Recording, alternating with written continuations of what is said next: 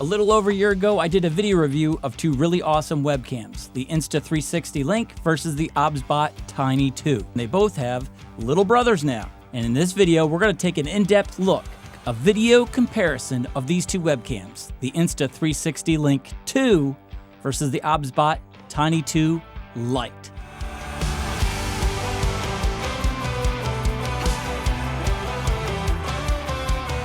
Now, full disclosure, OBSBOT reached out to me about a couple weeks ago, wanting to know if I'd be willing to do a side-by-side video comparison of these two webcams. And my first thought was, okay, what's the catch? And they said, there's no catch. We don't even want you to review it. We would just like a side-by-side in-depth comparison with someone that we know and trust, someone that we worked with before, so they can put it out there and we can take a look at the viewer's response to the comparison. We would love to know what they think of our webcam up against the Insta360 Link 2. Which one do they think is better? And we'd also love some feedback on some features or ways that we can improve our webcam, things that you see in the Insta360 Link 2 that you'd love to see in the OBSBOT. What matters to you? They want to know. So when you put it that way, this isn't even a review, and you're not even asking for my opinion, and you're actually asking me to not give my opinion, I'm game. And I love this. It's a consumer-based video where they want your feedback. And I'm all about that. So I ordered the Insta360 Link 2, and all they did was reimburse me for the cost of this webcam, and that's it. All right, I'm not getting paid. It's not sponsored. Costs me nothing except time, and you guys get a chance to look at these side by side and give OBSBOT your feedback on which one you like better, which features you really like, and what you would like to see them do to improve the OBSBOT Tiny 2 Lite. So having said that, let's go ahead and dive in and get started in this comparison. This is the OBSBOT Tiny 2 Lite. Now I have this plugged directly into my M1 Mac Mini via USB-C and a USB-A adapter.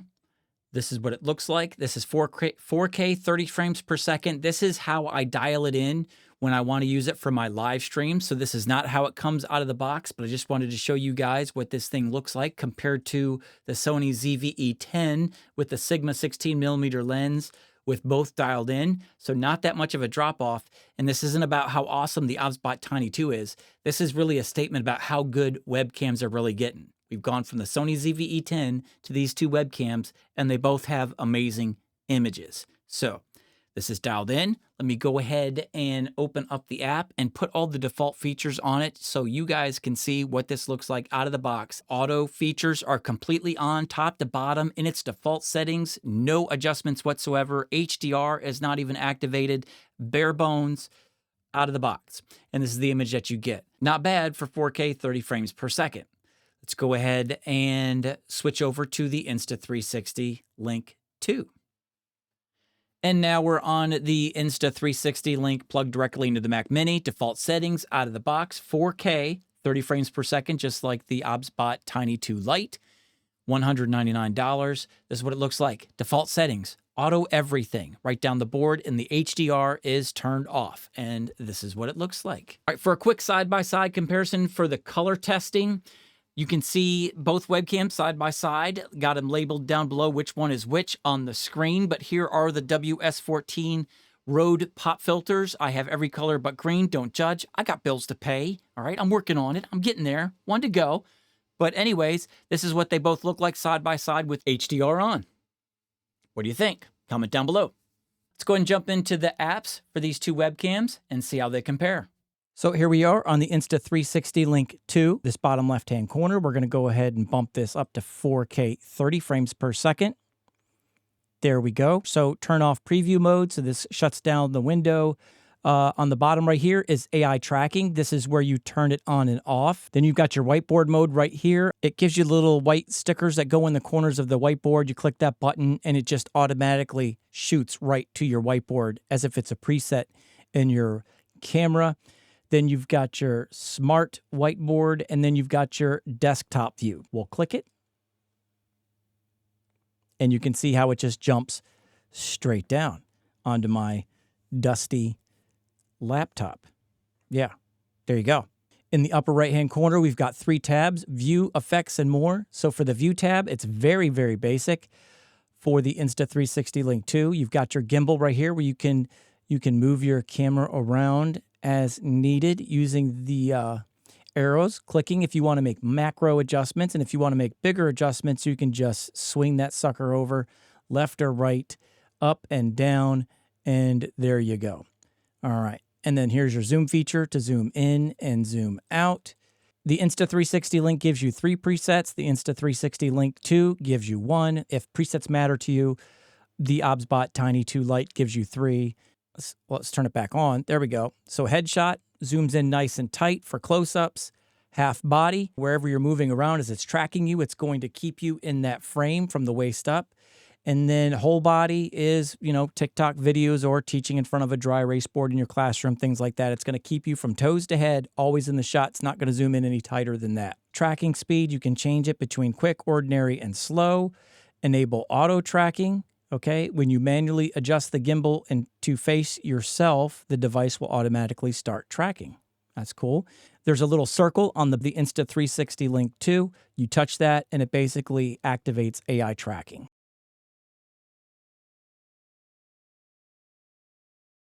So when we go to the second tab, we have effects. And what we see here is color. It's in auto. So if we turn that to manual, now we can start dialing in our ISO. If you want more of that mirrorless YouTube color like exposure that I have with my Sony camera, like it just a little bit darker. There we go.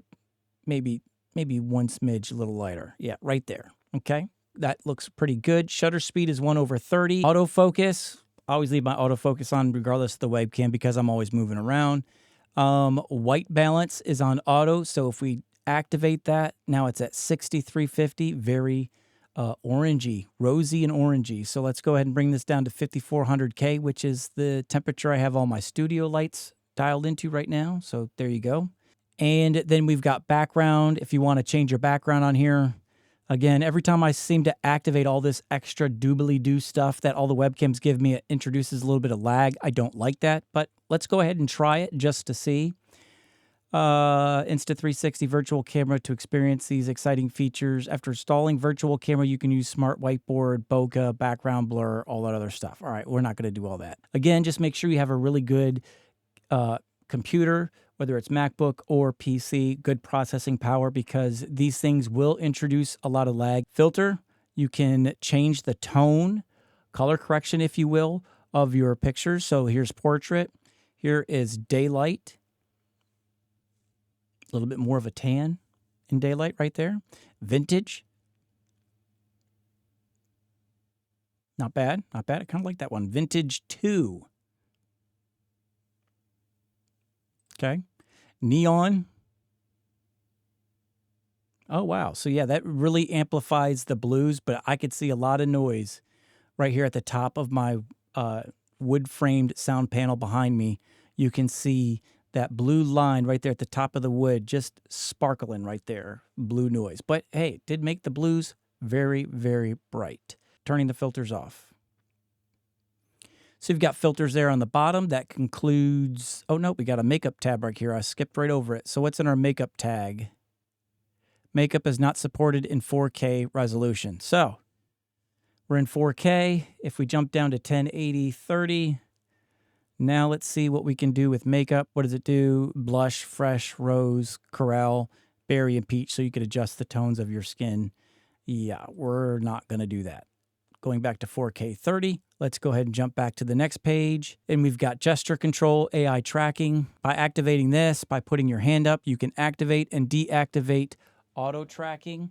So I now activated it, putting my hand back up till that little green light flashes. And now it has been turned off. There you go. Whiteboard, 2 fingers symbol to say, hey, go to the whiteboard. And then if you want to zoom, okay.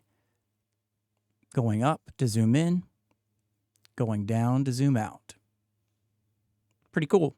Audio mode, voice focus, voice suppression, and music balance. Those are things you can do with the built-in microphone. Shall we test it? Let's go ahead and test it. I'm no longer on the RE20. All right, so we've got voice focus, which is clicked on. What is it? Reduces background noise and makes your voice clearer, ideal for close range and audio pickup. So I have an air conditioner on about 20 feet away in the other room, but the doors are open, so it's pumping air in. So right now it's voice focus. Let's switch to voice suppression. Peter Piper picked a pack of pickled peppers. He puts pineapple on his pizza. This is the voice suppression. Yes, I used a plosive test, but there are no plosives because, you know what, it's 2.5 feet away from my face. And then we've got music balance. So if there's music in the background, turns off AI noise cancellation to preserve the original audio. So there you go. There's 3 audio features there for your microphone. It's back on the RE20. What else do we got? Other settings, horizontal flip. So if you want to go left or right, help with your orientation when pointing at things. So we'll turn that back off. Vertical flip, in case, you know, you're in a spaceship and gravity's been turned off, you can flip yourself upside right. Actually, you know, sometimes you have your webcams mounted from the ceiling down or overhead mounts. It enables you to flip it so it looks upside right, depending on how you have your camera mounted. But just in case you're in a spaceship, you're floating upside down, you've got a feature for you. Smart adjustment, what is that? Once activated, the device will search for your head within a small range and adjust to the optimal length. Pretty cool. So there's my head.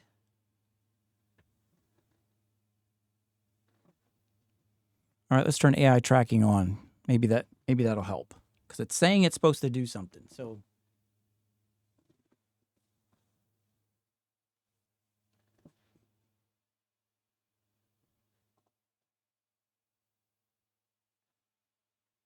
okay. Let's turn that back off. Mute in privacy mode. Once enabled, rotate the gimbal 90 degrees down towards enter privacy and mute.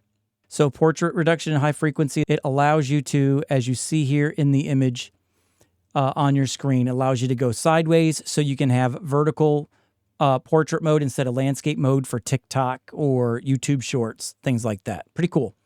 So we'll turn that back off. We're not going to restart it now.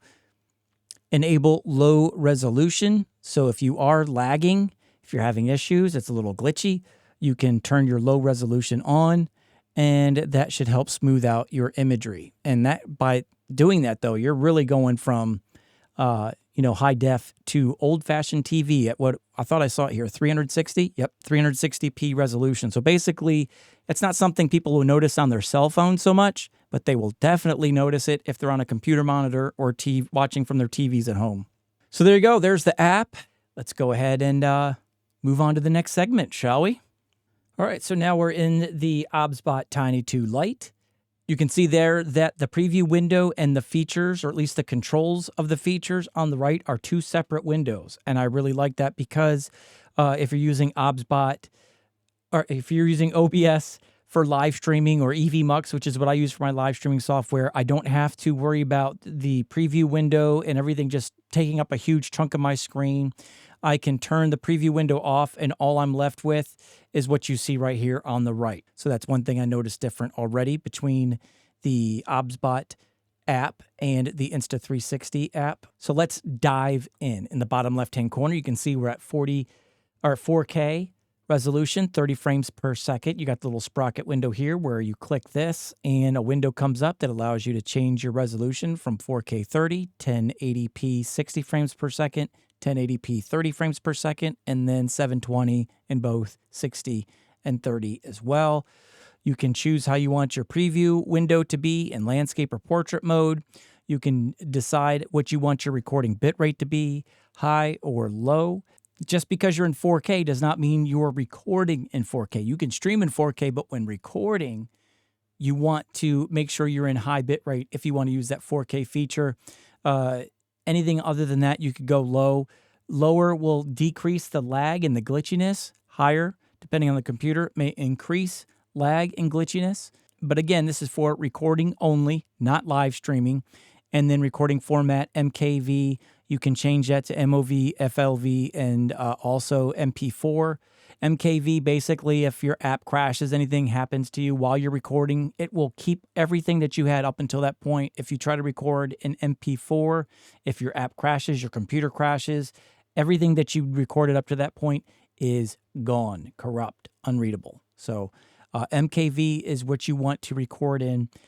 if you're doing a long video that you don't want to have to start over should anything happen. Then you can select where you want your files to go if you're recording in the app. Then you got your global hotkeys, so you can take your keyboard and you can use your keys to basically act like an Elgato Stream Deck for quick moves.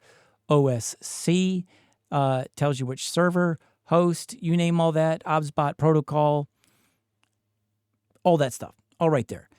Camera settings, you want to adjust your general settings, product tutorial, you can view that, language, English, global hotkeys, on or off, remote controller, on and off, you want to be able to use your remote control, close the software, fully closed, or minimize pellets, and software log. So there you go. Then you got your rotation, so you can rotate your image whichever way you want. So yeah, making you dizzy yet? Click this button to get your grid lines for your 2/3 eye line, or if you're trying to do interview style, off to the side, to the right or left. It helps you just kind of properly frame your shot. You can turn those off. And in the bottom right-hand corner, we've got our record button. We've got our virtual camera, snapshot if you want to take a quick pic, open folder to where you're saving all your files, and of course to control your microphone. You want to hear what the microphone sounds like before we go any further? So this is the OBSBOT Tiny 2 microphone. This is the audio. This is what it sounds like. Peter Piper picked a pack of pickled peppers. He puts pineapple in his pizza. That is so habit. There's no plosives here because, you know, again, I think I've said this twice already. Webcam is about 2.5 feet away. So plosives, sibilants, not so much a problem. Well, sibilants could still be a problem, you know, if you're really powerful on your S's. But anyways, this is what it sounds like. All right. So let's go ahead and look at the control features over here. You've got your preview button, turning that on and off. Dumps the preview box, turning it back on so we can see. There we are. And we're back. And then you got your sleep button or your power button. Then you've got your virtual or your record button right here. Then you've got your virtual camera. Then you got your beauty and features up here, remote control, and a little tab over here for like all kinds of information in OSC for like servers and all kinds of stuff like that, if that's your jam. Jumping into console. All right, so tracking is on. It's turned to standard, so you can do upper body, as we saw earlier in the comparison. Upper body, no matter what I do, it's going to frame me, but it's going to keep my upper body in the shot. If I get down, all right, if I do close up, it's going to get in even closer. Closer. We're going to get closer. There we go. All right, so closer. So if I stand up, it's going to get in just a little bit tighter than before. All right, so now you can't see the bottom of my ribs. All you can see is my man chest right there. Not a man chest. Anyways, it does not have whole body that the Insta360 Link 2 app has. Comments down below if that matters to you. They'd like to know. All right, AI mode, group, and what that basically does is you've got a group of people in your shot. It will track you and frame you to keep multiple people in the shot. Turning that off means it's just going to track you and try to keep just you in the shot. Another difference between the two apps, the Insta360 Link 2 only has one preset. The Tiny 2 Lite gives you 3 presets in the app. Then you've got your gimbal control right here, macro adjustments, left or right, you can do that. Okay, or if you want to just like do sweeping tracking right there. There's our zoom feature to zoom in and out. Ooh, yes, I got some grays in there. I call them wisdom hairs. That's right. I've got wisdom now. Then we've got wide as a preset zoom, medium as a preset zoom, and narrow for a preset zoom. So we're going to go back to wide. HDR is off. This is high dynamic range. If you want more depth of color, just turn that on and it will give you a richer color, as you see here. Autofocus is on. Let's go ahead and leave that on. You can choose if you want it to kind of keep everything in focus or more of your face. We've got it on my face for right now. Auto exposure, this is on. If we turn it off, what do we got? Shutter speed is 1/60. I'm recording in 30 frames per second, so we're going to keep it at 60, but I believe, let's just see what it looks like in 30. So there's 1/30, a little bit brighter. Since we're recording in 60 frames per, or 30 frames per second, we want to double that to 1/60, and let's just brighten that up a little bit. All right. There you go. White balance, let's turn that off, and 5400K, that's what all my soft boxes are in the room set to right now. Image down below, this is 70 for sharpness. That's not fair. We need to go ahead and fix this to see what it looks like when it's at 50. So if you're this whole time, you're like, oh man, it looks sharper. Well, that's because I had it accidentally saved to 70 on sharpness. So when I bring it back down to 50, this is what it looks like. We'll keep it here. Contrast, saturation, sharpness, and hue. One thing I have noticed in the Insta360 Link 2 app, just in case I forget to mention it when I jump over there, but just remembering, when you activate HDR in the Insta360 Link 2 app, you don't have access to contrast, saturation, sharpness, and hue. It only lets you make these adjustments on the Insta360 Link if HDR is turned off. In the OBSBOT Tiny 2, you can see that HDR is on, and I can make my adjustments. All right, so that's it for image. Moving over to more, what do we have? Starting at the top, auto sleep. So 2 minutes. If it doesn't see any face or anything to track and it's been sitting there after 2 minutes, it'll automatically go in sleep time. I don't think I saw this in the Insta360 Link 2 app anywhere. Gesture control, everything is turned off, but turning it on, same thing. Lifting your left hand activates tracking. Very nice. Putting your hand back up deactivates tracking. That stopped. If you want to zoom, using your left hand, let's see how easy. Oh, wow, that was a powerful zoom. Hold it up once to zoom out. Close your fist. Hold it again. Zooms in. Looking at the app zoom factor, how much do you want it to zoom in when you do your zoom in and out? So a little different there. How you hold that little L symbol. Insta360 Link makes you go up or down with that symbol. OBSBOT just makes you flash it. Just tell me once. Tell me once, boo, and we're running. Okay, dynamic zoom. Let's turn that on. Move hands to zoom in and out. All right, so let's do that. Audio, as you see right there, when the microphone is deactivated, gain control, disable microphone, noise reduction. Let's go ahead and test the noise reduction because I have my AC on in the other room, doors open, but it's about 30 feet away. So noise reduction is set to weak. Let's turn it to medium. Turn it to strong. Back to medium. Peter Piper picked a pack of pickled peppers. He puts pineapple on his pizza. Please don't forget to subscribe and hit that like button. And back to weak. And turning it off. Let's go ahead and do a tracking test to see how they do side by side. All right, here we go.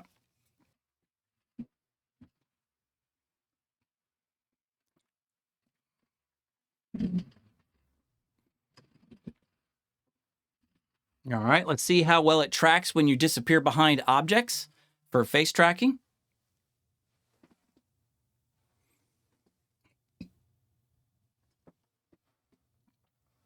All right, Insta360 Link lost me for a second, but it has reacquired me, so that's, even though it did lose me, it did find me again, just took a second. That was the I dropped my pencil during a live stream test. There we go. All right. Up. Down. Quick movements. All right. Looks like the Insta360 Link 2 lost me on the quick movement up. So there you go. That was the side-by-side comparison of the two webcams, the apps, the colors, tracking, you name it. And I don't know how to close this video. My opinion, not throwing it in there because it's not about me. It's about you guys. Let OBSBOT know in the comments down below which one you liked better, which features you really liked about each webcam, and what you'd like to see OBSBOT improve regarding their Tiny 2 Lite at just $179. All right, that's a wrap. Till I see you guys in the next video, don't forget to subscribe, hit that like button, and the notification bell so you stay notified when future content goes up because it is coming. Until I see you guys in the next video. I'm out.